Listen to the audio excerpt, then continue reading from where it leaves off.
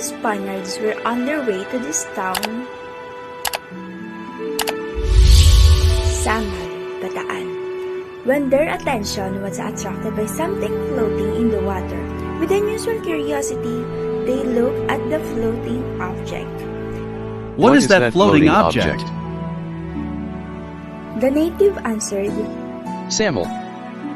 which meant that it was a covering that is attached to the bangka to protect the passengers from the hot sun or from rain. This covering was made of nipa leaves and woven together. Spaniards repeated, Sample. Ever since that time, the town has always been called Samal, Bataan.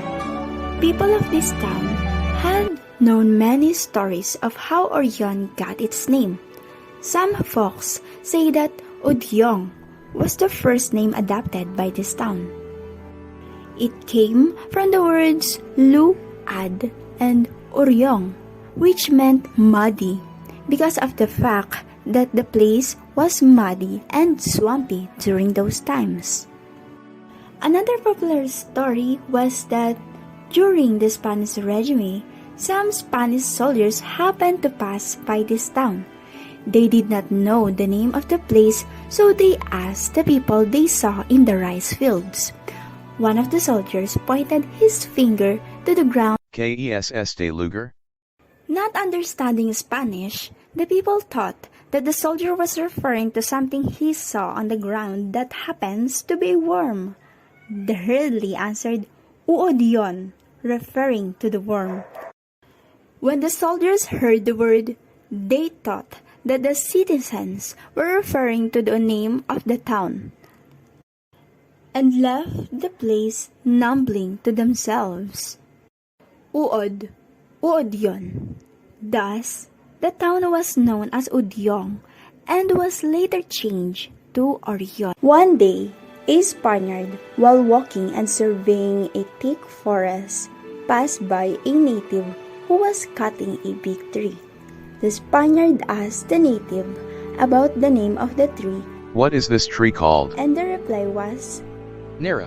The Spaniard mistook the reply as no ira, which meant unselfish. The Spaniard then rearranged the letters from these words till it finally came out as Orani, which thenceforth became the official name of the town.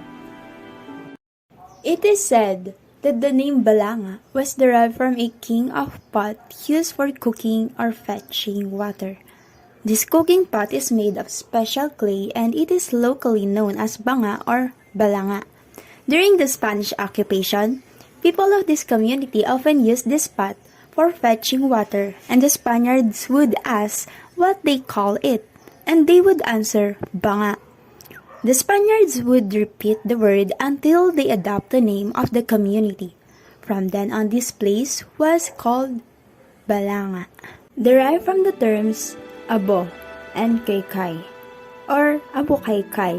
Because the native did not understand Spanish, they thought they were asked what they were doing, so they answered abo kaykay, and later Abukay became the official name of the town. The name Mariveles is said to come from maraming dilis, which pertains to the abundant anchovies caught on the sea surrounding the municipality.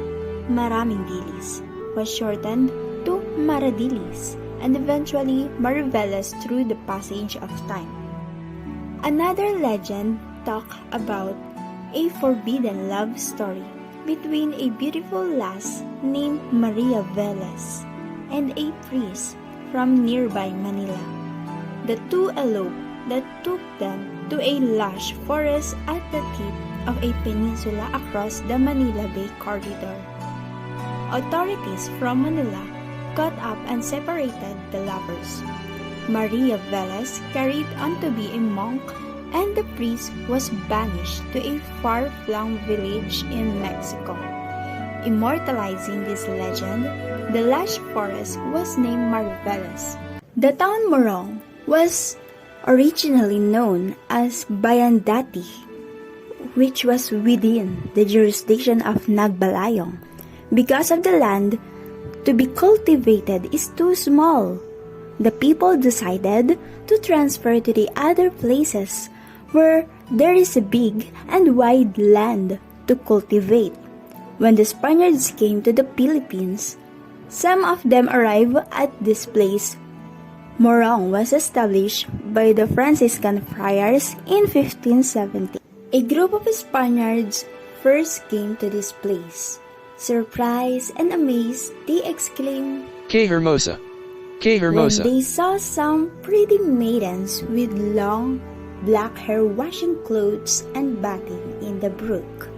The boys who accompanied with their sisters repeated what they heard from the Spaniards, and upon returning home, they repeated hermosa! again and Que again hermosa! what the Spaniards exclaimed. When the next group of Spaniards visited the place, they asked for its name. The fox didn't understand Spanish, but answered, Hermosa, Hermosa.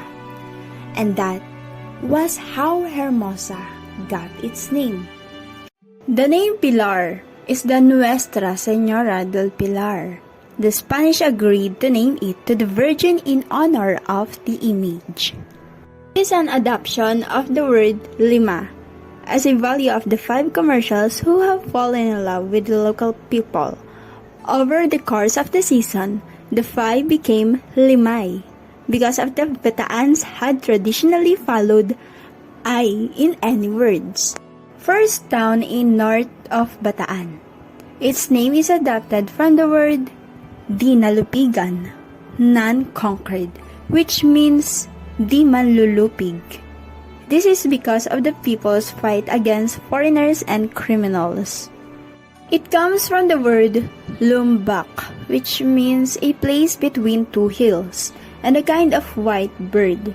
From the bak and gak, from bakgak, to the bakgak that later became bagak.